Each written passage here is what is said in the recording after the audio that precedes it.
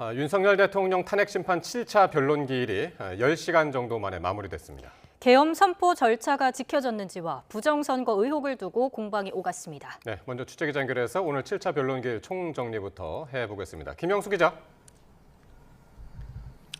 네, 헌법재판소입니다. 예, 오늘 변론 10시간 정도 진행됐죠? 네, 오늘 오전 10시쯤 시작해서 밤 8시 정도까지 진행됐습니다. 윤 대통령은 김용빈 선관위 사무총장 신문이 시작할 무렵인 저녁 6시 20분쯤 헌재를 빠져나가서 서울구치소로 갔습니다. 이전에 신문했던 백종욱 전 국정원 3차장 신문도 윤 대통령은 심판정이 아닌 대기실에서 지켜봤고요.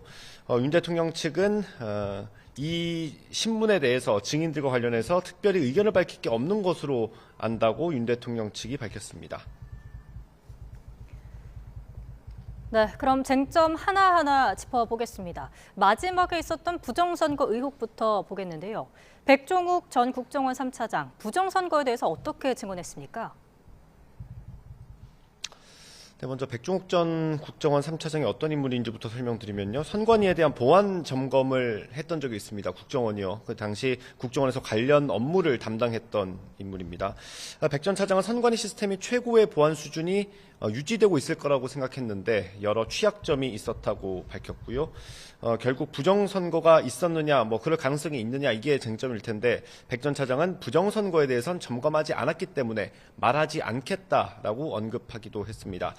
다만 의도를 가지고 하면 실현될 조건이 갖춰진 것 아니냐라고 대통령 측에서 질문했는데요. 그 질문에 대해선 점검에서 나온 부분이다라고 설명했습니다. 예.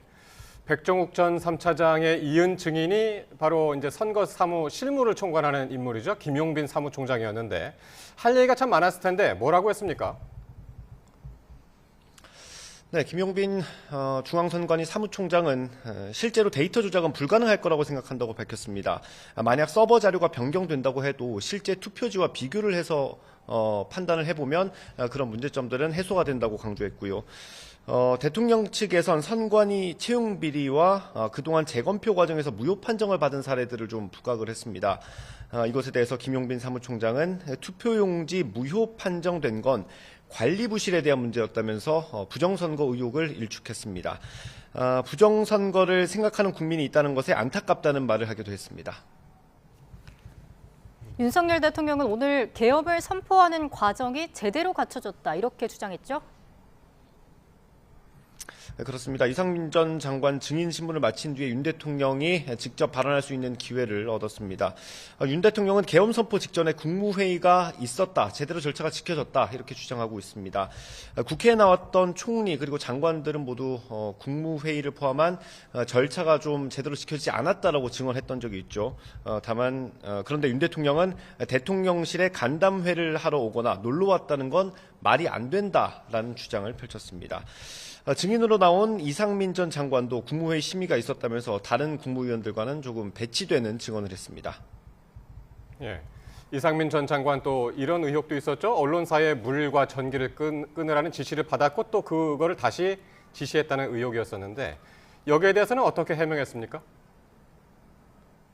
네, 한마디로 얘기하면 이상민 전 장관은 관련 의혹을 모두 부인했습니다. 이상민 전 장관은 계엄 선포 직전에 윤 대통령을 만났을 때 쪽지 몇 개를 멀리서 봤다고 했고요. 그 쪽지에는 소방청 단전 단수 내용이 있었다고 설명했습니다. 소방청장과 경찰청장에게 전화한 건 당시 시위나 사건 사고가 없는지 물어보기 위한 거였다고 밝혔습니다. 그러면서 소방청장에게 전화했을 때 이 쪽지 내용이 생각이 났고 만일의 사태에 대비해서 국민 안전을 챙겨달라는 취지의 당부를 했다고만 주장했습니다. 신원식 국가안보실장은 어떤 증언을 했습니까? 신원식 국가안보실장은 국방장관이던 지난해 3월 말에서 4월 초에 삼청동 안가에서 있었던 일을 조금 구체적으로 설명했습니다. 당시 윤 대통령이 비상한 조치에 대해 언급했다라는 사실을 확인했고요. 또 자신은 어려움을 해결하는데 좋은 해결책이 아니라는 취지로 진언했다고 밝혔습니다. 대통령이 이 얘기를 가깝지 않은 사람에게도 할 수 있다는 생각이 있었고, 그래서 당시 경호처장이던 김용현 전 국방부 장관에게 잘 모시라고 당부를 했다고도 설명했습니다. 또 신원식 실장은 계엄이 선포될 당시에는 대통령에게 절대 안 된다고 만류했고, 몇몇 수석들도 자신과 마찬가지로 윤 대통령을 말렸다고 밝혔습니다. 예, 이렇게 해서 오늘 7차 변론 기일이 마무리됐고요. 이제 모레 8차 변론 기일인데 이때는 누가 나옵니까? 네, 말씀하신 것처럼 이틀 뒤에 8차 변론 기일이 있고요. 조태용 국정원장, 김봉식 전 서울경찰청장, 조성현 수방사 1경비단장의 증인 신문이 예정돼 있습니다. 조지호 경찰청장은 이번에도 불출석 사유서를 냈습니다. 재판부는 한덕수 국무총리와 이경민 방첩사령관 직무대리 증인 신청은 기각했습니다. 또 대통령 측이 강의구 대통령실 부속실장 등 3명에 대한 증인을 신청했는데요. 이거는 평의를 거쳐서 결정하겠다고 재판부가 밝혔습니다. 이틀 뒤가 8차 변론기일인데요. 이 변론기일 이후로는 아직 일정이 잡히지 않은 상황입니다. 지금까지 헌법재판소에서 전해드렸습니다.